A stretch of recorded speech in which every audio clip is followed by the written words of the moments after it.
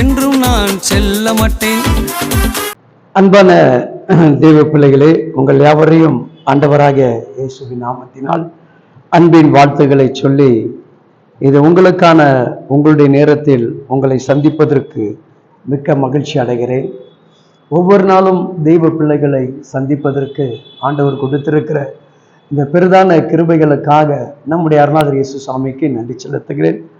நீங்கள் யாவரும் தெய்வனுடைய பிள்ளைகளாக இருக்கிறபடினால், கிறிஸ்துடைய அன்பை அறிந்தவர்களாக இருக்கிறபடினால், நீங்கள் எப்பொழுதும் தேவனிடத்தில் கிருபை வரங்களை இரட்டிப்பாக பெற்றுக்கொள்வதற்காக நீங்கள் ஒவ்வொருவரும் தேவனிடத்தில் மன்றாடி செபிக்க வேண்டும்.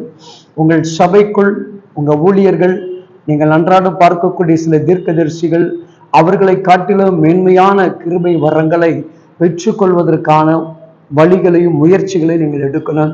ஏதோ வந்த ஜெபித்தோம், குடும்ப கஷ்டம், கண்ணீர், வேதனையோடு இதோடு நின்று விடாதபடி கிருபை வரங்களை நீங்கள் கேட்டு பெற்றுக்கொள்ளும் பொழுது இந்த பிரச்சனைகள் எல்லாவற்றையும் கர்த்தர் தீர்த்து உங்களை என்ன பண்ணுவாருங்க, சமாதானத்தோடு வைத்திருப்பார். ஆமென். அப்படிதான் வேதத்துல ஒரு மனுஷன் தேவனுடைய ஊழியரோடு கூட இருந்தவன். 2 ராஜாக்கள் 2ஆம் அதிகாரத்துல இவ்விதமாக சொல்லுகிறது. 9வது வசனம் சொல்லுகிறது, அவர்கள் அக்கறைப்பட்டு பின்பு எலியா எலிசாவை நோக்கி, நான் உன்னை விட்டு எடுத்துக்கொள்ளப்படும் முன்பு நான் உனக்கு செய்ய வேண்டியது என்ன கேள் என்றார். அதற்கு எலிசா, உம்மிடத்தில் உள்ள ஆவின் வரங்களை எனக்கு இரட்டிப்பாக கிடைக்கும்படி வேண்டுகிறேன் என்றார். அவன் கேட்கிறான் பாருங்க, நான் உனக்கு செய்ய வேண்டியது என்ன கேள் என்றான்.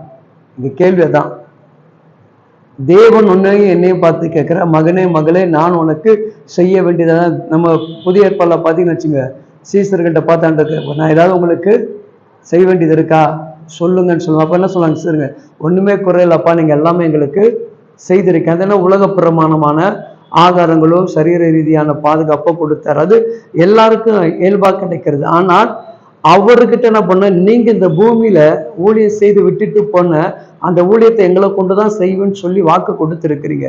அது மாத்திரம் இல்ல, என்னை காட்டின பெரிய காரியங்களை செய்வீங்க என்று சொல்லி நீங்க என்ன பண்ணிருக்கீங்க, வாக்கு கொடுத்துருங்க. அப்போ உங்களை தாண்டி ஒரு கிருபையினுடைய அபிஷேகமானது எங்களுக்கு வேணும்னு சொல்லிட்டு நம்ம என்ன பண்ண, அவர்கிட்ட கேட்கணும். இவன் அதை தான் கேட்கிறான். உங்ககிட்ட இருக்கிற வல்லமையில இரட்டிப்பாக கொடு அப்படின்னா என்ன அர்த்தம்? அவங்ககிட்ட என்ன இரட்டிப்பான வல்லமை இருக்குது, அந்த இரட்டிப்பை உங்ககிட்ட இப்போ ஒரு சுகமளிக்கிறனா அதோட என்ன பண்ணு, மரித்த கேன்சர் கட்டியோ இல்ல மரணத்தரவில் இருக்கிறதோ சுகமாக்கக்கூடிய ஒரு தெய்வீக கிருபை வரங்களா இருக்கு. வெறும் சுகம் வல்லமை மட்டும் இருக்கக்கூடாது, ஒரு அற்புதம் செய்யக்கூடிய வல்லமைகளாக மாற வேண்டும். அப்ப அந்த தாகத்தோடு, அந்த நோக்கத்தோடு, அந்த எண்ணத்தோடு கூட என்ன பண்றாருங்க, அவன் தெய்வ மனிதனிடத்தில் கேட்கிறான். நீங்கள் தெய்வ சமூகத்தில் வரும் பொழுது எப்போ பார்த்தாலும் நீங்க ஊழியக்காரர்கிட்ட என்ன சொல்லி ஜெபிப்பீங்க, ஐயா எனக்கு பிரச்சனை இருக்குது, கஷ்டம் இருக்குது, வீட்டில் சமாதானம் இல்லை, குடும்பத்துல கவலை இருக்குது. இதைதான் நம்ம அதிக பேர் என்ன பண்றாங்க, ஒவ்வொரு திருச்சபையிலும் ஒவ்வொரு ஊழியரை சந்திக்கும் போது இதான் நம்ம ஜெபிக்கிறோம். நேற்று அருமையா ஒரு வீட்டுல பிரேயர் நடந்தது. அங்க ஒரு அன்பு வாலிப பிள்ளை, ஐயா எனக்கு அபிஷேகம் வேணும், எனக்கு அபிஷேகமே இல்லை, எனக்கு அபிஷேகத்திற்காக ஜெபம் பண்ணுச்சு. அதுனா அது ஒரு தாகம். அப்போ அந்த மாதிரி நம்ம என்ன பண்ணணும், ஆண்டவர்கிட்ட தெய்வ மனுஷனை பார்த்து கேட்கணும், அபிஷேகத்தை கொடுங்க, எனக்கு வரத்தின் கிருபைக்காக ஜெபம் பண்ணுங்க, ஒரு வல்லமை வேணும், சுகமாக்குற வல்லமை வேணும், கட்டுகளை அறுக்கக்கூடிய வல்லமை வேணும், அதுக்காக அப்பா கிட்ட ஜெபம் பண்ணி எனக்கு அந்த அபிஷேகத்தை கொடுங்க. அப்படி நீங்க ஒவ்வொரு முறையும் ஒவ்வொரு ஊழியர்கிட்ட சந்திக்கும் போது ஜெபிக்கும் போது நீங்க இதை செய்யுங்க. நீங்க இதை செய்ய ஆரம்பிச்சா நான் ஊழியக்காரருடைய தோணை வித்தியாசமா மாட்டேன். அவங்க உங்க கேட்கறது நிமித்தம் அவர் ஆண்டவர் மாற்றுவார். ஏதோ ஒரு பிளஸ்ஸிங், ஒரு சுகம் அதுன்னு சொல்லவர் என்ன பண்ணாரு, ஆண்டவர் என் பிள்ளைகளுக்கு என்ன பண்ணுங்க, கிருபைகளை கொடுங்க, வல்லமைகளை கொடுங்க, அபிஷேகத்தை கொடுங்கன்னு சொல்லிட்டு அந்த சூழ்நிலைக்கு வந்துருவாங்க. சரிங்களா? அப்போ நீங்க கேட்கறது கிடையாது. பாருங்க, உம்மிடத்தில் உள்ள ஆவின் வரங்கள் என்ன கேட்கிற, உலகப்புறமான வரங்கள் கிடையாது, ஆவின் வரங்கள். அங்கதான் நீங்க கவனிக்கணும்.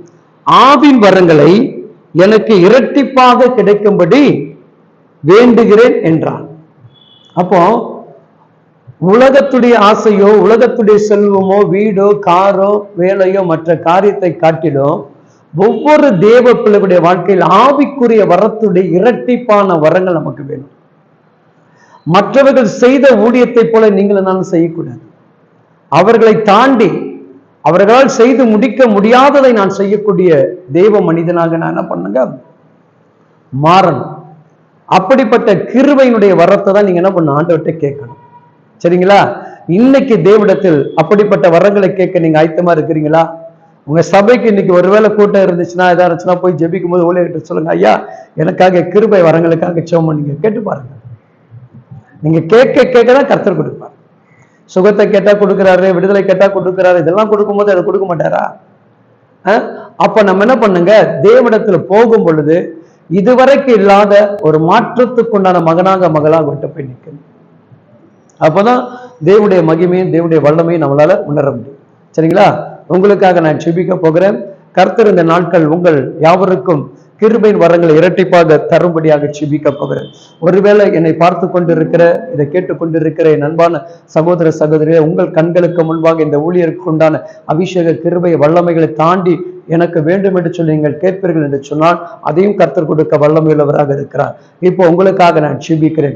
மகா பரிசுத்தமும் இரக்கமுள்ள எங்கள் அன்பு தகப்பனே, இதோ உமது அன்பு பிள்ளைகள் ஊழியரை தாண்டி மேலொரு கிருபை வரங்கள் வேண்டும் என்று சொல்லி யாரெல்லாம் இந்த நேரத்துல இதை பார்த்து ஜெபித்துக் கொண்டிருக்கிறார்களோ அவர்கள் அனைவருக்கு அருளாளர் இயேசு சுவாமி உம்முடைய கிருபையினுடைய வல்ல கரங்கள் அவர்களை தொடுவதாக, அவர்களுக்கு இரட்டிப்பான வரத்தின் கிருபைகளை கொடுங்க. அவங்க சபை மெய்ப்பரை காண்டிலும், அவங்க நேசிக்கிற ஊழியரை தாண்டிலும் அவர்களுக்கு மிகப்பெரிய கிருபையினாலும் வல்லமினாலும் அவர்களை நிரப்ப வேண்டும்படியாக நாங்கள் ஜெபிக்கிறோம். அப்படிப்பட்ட மகிமை வெளிப்படட்டும், அப்படிப்பட்ட கிருபைகள் வெளிப்படட்டும். தொடர்ந்து உடைய பிள்ளைகளை கிருபை வரங்களால் அவர்களை அலங்கரித்து நீங்கள் ஆசீர்வதிக்க வேண்டும்படியாக ஜெபிக்கிறேன். ஜெபித்த பிள்ளைகளுக்கு அப்படியே என் தகப்பன் செய்ய போகிற கிருபைகளுக்காக நன்றி. ஆமென், ஆமென். கர்த்தர் நீங்க கேட்டபடி உங்களுக்கு கொடுத்திருக்கிற, கவலையப்படாதீங்க, ஜெபிங்க, ஜெயத்தேடுங்க, அனைத்து சாத்தானை ஓட்டுங்க, கிறிஸ்துவின் நாமத்தை உயர்த்துங்க. God bless you.